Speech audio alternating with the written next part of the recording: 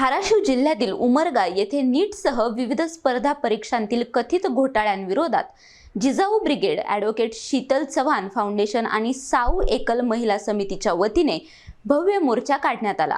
परीक्षा व्यवस्थेत पारदर्शकता आणि दोषींवर कठोर कारवाईची मागणी करण्यात आली। हुतात्मा स्मारक येथून निघालेला मोर्चा डॉक्टर बाबासाहेब आंबेडकर यांच्या पुतळ्यापर्यंत पोहोचला।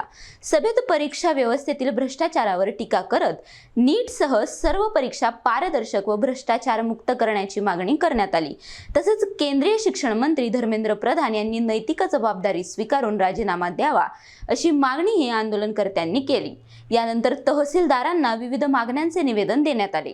आंदोलनात शेकडो विद्यार्थी, पालक आणि नागरिक सहभागी झाले।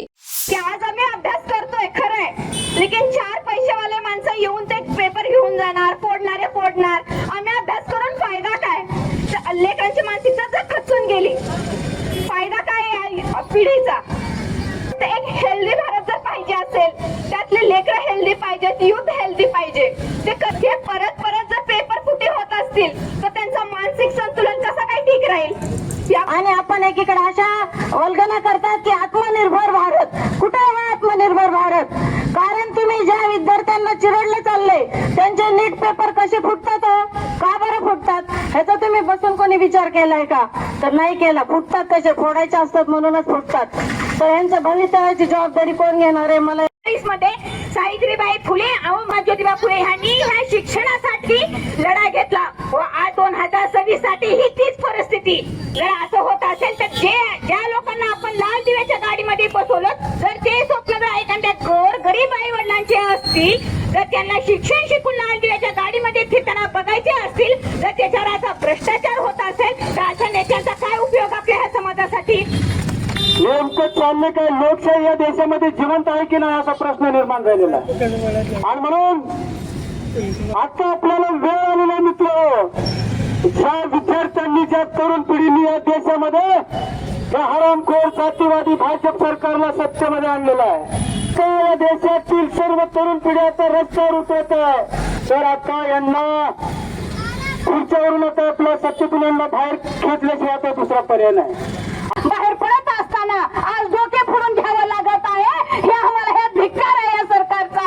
आम्हाला राजीनामा पाहिजे आहे, कारण तुम्ही 12 वर्षाच्या मुलींचे डोके फोडून आज शिक्षण कसले देणार आहात? आणि जेव्हा हा घोटाळा, व्यापक घोटाळा उघड झाला, तेव्हा मध्य प्रदेशमध्ये वैद्यकीय, अभियांत्रिकी आणि सरकारी नोकऱ्यांसाठी होणाऱ्या भरतीच्या ज्या परीक्षा होत्या त्यामध्ये कोण आहेत त्या सगळ्याची सीबीआय चौकशी लागली। ही चौकशी लागल्यानंतर जे या घोटाळ्यामधले साक्षीदार होते त्या साक्षीदारांचा संशयास्पदरीत्या मृत्यू झाला, त्यांना मारण्यात आलं, रस्त्यामध्ये त्यांचा मृत्यू झाला। आणि तेव्हा सुद्धा 2010 मध्ये 2013 मध्ये मध्य प्रदेशमध्ये भाजपचं सरकार होतं, शिवराज सिंह चौहान त्या ठिकाणी मुख्यमंत्री होते।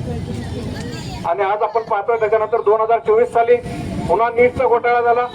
28 लाख विद्यार्थी 2024 सालच्या नीट परीक्षेला बसलेले होते।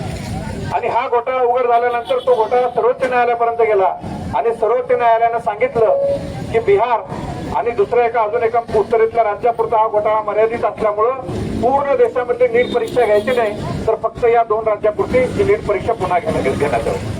2024 गेलं, तो घोटाळा मागे पडला आणि पुन्हा या वर्षी 2026ला 24 लाख विद्यार्थी नीट परीक्षेला बसलेले होते आणि पुन्हा एकदा हा घोटाळा।